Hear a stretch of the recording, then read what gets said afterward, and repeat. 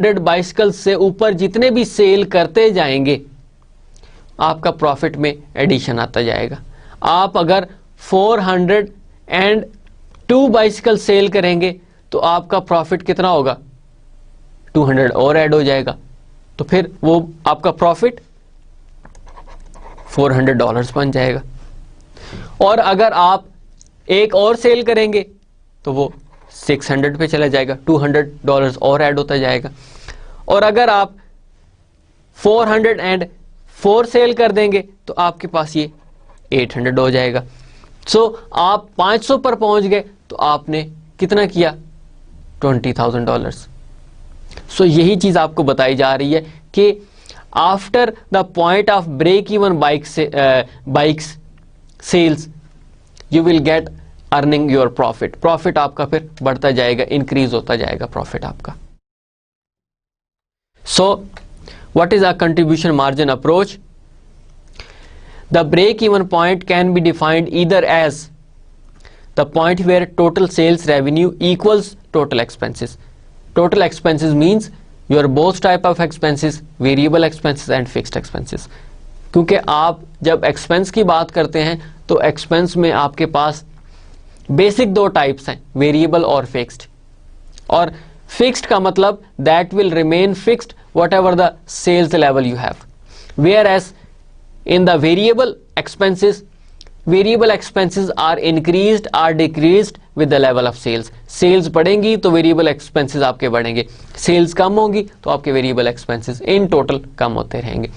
लेकिन आपके पास variable cost per unit same रहती है, इसमें कोई फर्क नहीं पड़ता। As I told you in my previous slides के 300 आपकी पर यूनिट सेल्स की वेरिएबल कॉस्ट आपकी सेम रही है, उसमें आपका कोई फर्क नहीं पड़ा। वो एज इट इज आप उसको कंटिन्यू करते रहे, उसमें कोई फर्क आपका नहीं पड़ा। So the point where total sales revenue equals total expenses, आपके यहां पर sales equal to your expenses. Expenses means both type of expenses, variable and fixed. तो ये आपका कौन सा पॉइंट होता है, ब्रेक इवन का। The point where total contribution margin equals total fixed expenses, the point where total contribution margin equals total fixed expenses, तो ये भी आपका फिर ब्रेक इवन ही होता है। देन कंट्रीब्यूशन मार्जिन रेशियो, ये क्या होती है? एक तो आपने कंट्रीब्यूशन मार्जिन देख लिया CM, एक तो आपने देख लिया, but what is CM ratio? That is a separate thing. Contribution margin and contribution margin ratio, these are two separate things. ये दो अलग अलग चीजें होती हैं आपकी। Contribution margin we have already seen कि आपके पास sales minus variable cost, that is your contribution margin. Whereas ratio, when add up the word ratio, it goes into the percentage form. हमेशा ये बात ध्यान में रखें कि जहां पर रेशो का वर्ड होगा वहां पर आप परसेंटेज फॉर्म में बता रहे होते हैं। आप बता रहे थे कि 100 का कितना, ये 100% का ये कितने परसेंट है, तो वो आपकी वो रेशो होती है। कंट्रीब्यूशन मार्जिन मीन्स कि that would be in the form of amount, whereas your contribution margin ratio, this would be in the form of your percentage. तो यहां पर इस बात का आपको अंदाजा हो सकता है। So the contribution margin ratio is contribution margin divide by sales. आप कंट्रीब्यूशन मार्जिन रेशियो कैलकुलेट कर सकते हैं। कंट्रीब्यूशन मार्जिन क्या था आपके पास? CM is equal to sales minus variable cost, तो आपके पास CM आता है। अब CM रेशियो क्या होगा? फिर कंट्रीब्यूशन मार्जिन रेशियो क्या होगा? आप इस कंट्रीब्यूशन मार्जिन को आप सेल्स प्राइस से डिवाइड कर दें तो आपके पास कंट्रीब्यूशन मार्जिन रेशियो आ जाएगी। ये किस लिए यूज होती है, you will get in the next slides कि हम रेशियो क्यों कैलकुलेट करते हैं। कंट्रीब्यूशन मार्जिन तो हम देखते हैं कि आपके ये फिक्स्ड एक्सपेंसेस को मीट करेगी। कंट्रीब्यूशन मार्जिन रेशियो किस लिए यूज होता है वो आप फर्दर स्लाइड्स में नेक्स्ट देखेंगे। So for Wind Bicycle Company the ratio is you can see 200 आपका CM और 500 आपकी sales price, so that is equal to 40%, यानी कंट्रीब्यूशन मार्जिन आपका 40% है, ये ध्यान में रखना। अब देखें कि यहाँ पर परसेंटेज फॉर्म आपकी आ गई, दैट परसेंटेज मीन्स कि that is ratio not contribution margin. So I just make it clear, CM contribution margin is 200 and CM ratio is 40%, यानी ये आपके सेल्स का कितने परसेंट है? 40% है। This is very simple. CM is your amount, so 200 is dollars, whereas CM ratio is in the percentage form. So CM ratio means कि आपकी contribution margin आपकी sales price का 40% है. So that is being explained in contribution margin ratio. So we have mentioned CM, break even and CM ratio. अब आप 3 points को discuss कर चुके हैं। CM मींस के आपके पास ये 200 की अमाउंट थी। ब्रेक इवन मींस के you earned 0 net profit, loss में भी नहीं गए, प्रॉफिट भी कुछ नहीं अर्न किया। और कंट्रीब्यूशन मार्जिन रेशियो 40%, के आपके टोटल सेल्स का कंट्रीब्यूशन मार्जिन कितने परसेंट है? 40% है। ये क्यों यूज होता है? We will see in the next slides. हम देखेंगे कि नेक्स्ट स्लाइड्स में इनको कैसे डिस्कस किया जाता है। So at win each $1 increase in the sales revenue results in a total contribution margin increase of 40 cents, यानी सेंट मीन्स कि जिस तरह आपके पास पैसा होता है रुपीज, रुपीज के डिनोमिनेशंस अगर 100 में डिवाइड करें तो कितने पैसे?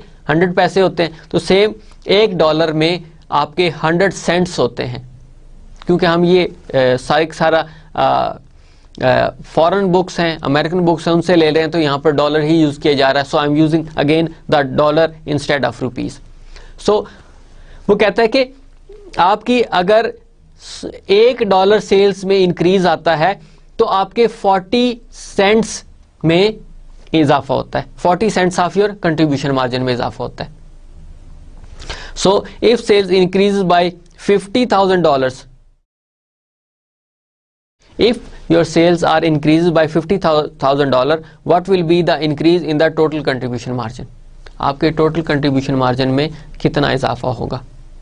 अब ये आपसे क्वेश्चन है। यहां पर क्या है? $1 अगर इंक्रीज आएगा सेल्स में तो 40 सेंट्स इजाफा होगा किसमें? आपके कंट्रीब्यूशन मार्जिन में। So if sales increases by 50,000, what will be the increase in the total contribution margin? आप इसका 40% ऐड करते जाए इसमें, तो आपको पता चलेगा कि कंट्रीब्यूशन मार्जिन में इजाफा कितना होगा? 40%। इसका 40% आप 50,000 का आप 40% लें तो आप कैलकुलेट कर सकते हैं कि आपके पास $20,000 कंट्रीब्यूशन मार्जिन में इजाफा हो जाएगा। और आप अगर उस पुरानी एग्जांपल को देखें तो आपको आइडिया होगा कि आपके पास ये 20,000 कंट्रीब्यूशन मार्जिन में इजाफा हुआ। आपके पास सेल्स 2,50,000 की थी, हमने 2 लाख करके देखा तो कंट्रीब्यूशन मार्जिन में आपको जो ये नेट प्रॉफिट हुआ था कितना हुआ था? 20,000 का। सो लेट्स लुक हियर, यहां पर आपके पास 400 bicycles and 500 bicycles, sales 2 lakh, sales 2,50,000, then less variable expenses 1,20,000 and 1,50,000। क्यों? क्योंकि आपके पास 400 मल्टीप्लाइड बाय वेरिएबल कॉस्ट क्या थी?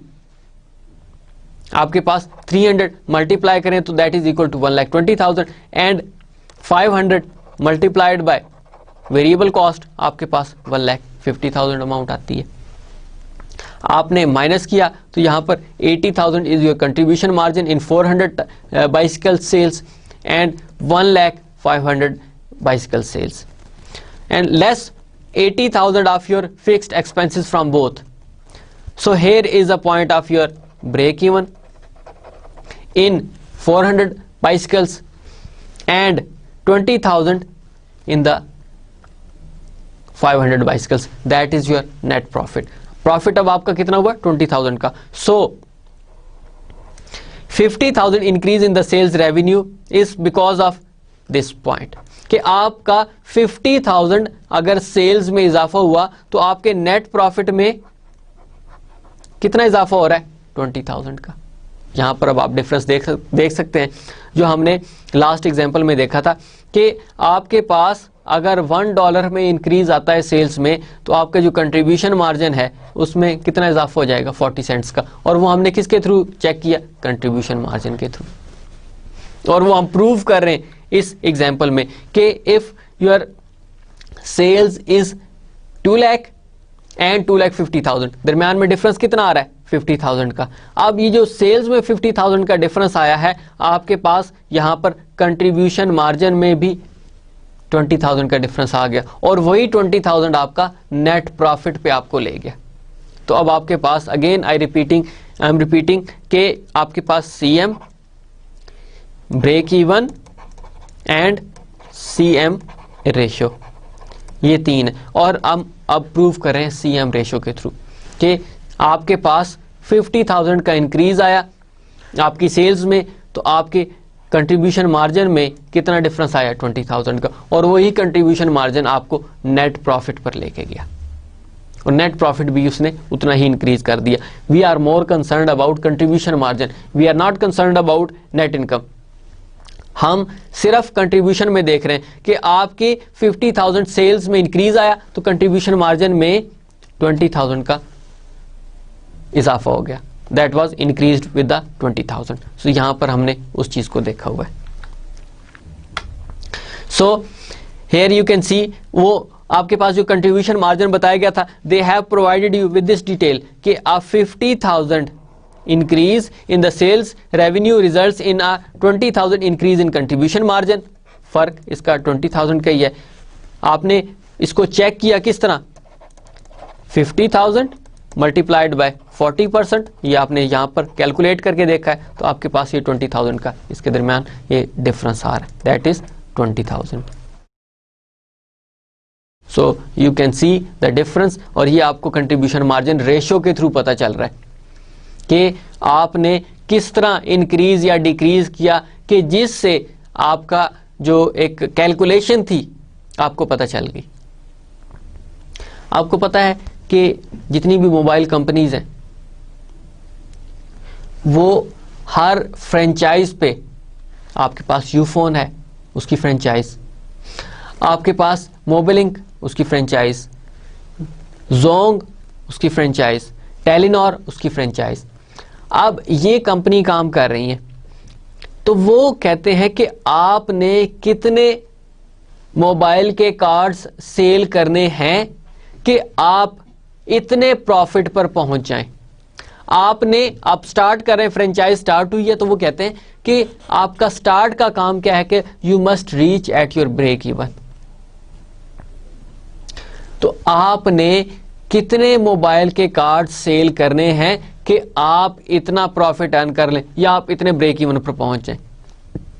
आप जाहिर है जो फ्रेंचाइज बनी है उस फ्रेंचाइज पर आपके एम्प्लॉयज भी काम कर रहे हैं, उनकी सैलरी, फिक्स्ड कॉस्ट. आपने वो जो उससे आउटलेट ली है, वो जो शॉप आपने ली है फ्रेंचाइज के लिए, जो प्रीमिसेस आपने हायर किया उसका रेंट, वो भी आपकी फिक्स्ड कॉस्ट है. तो आपने वो मीट कर रहे हैं. तो आपने कितने मोबाइल्स के कार्ड सेल करने हैं या कितनी आपने मोबाइल की सिम्स सेल करनी है कि आप ब्रेक इवन पर पहुंच जाएं. फिर उसके बाद कहते हैं जब आप ब्रेक इवन पर पहुंच जाते हैं तो आप कहते हैं कि आपने कितना प्रॉफिट अर्न करना है और इतने प्रॉफिट अर्न करने के लिए आपने कितनी सेल्स करनी है. सो आई होप के you have started to understand this point कि कंट्रीब्यूशन मार्जिन आपके किसको मीट कर रहा होता है? फिक्स्ड एक्सपेंसेस को. जितना कंट्रीब्यूशन मार्जिन बढ़ता जाएगा उतने ही आपका प्रॉफिट बढ़ता जाएगा. और आप जब नो प्रॉफिट नो लॉस पे, it means that is a point of break even. और कंट्रीब्यूशन मार्जिन आपको बताता है कि इतने परसेंट सेल्स में इंक्रीज आने से कितने परसेंट आपके कंट्रीब्यूशन मार्जिन में इंक्रीज आता है. We have discussed with this example.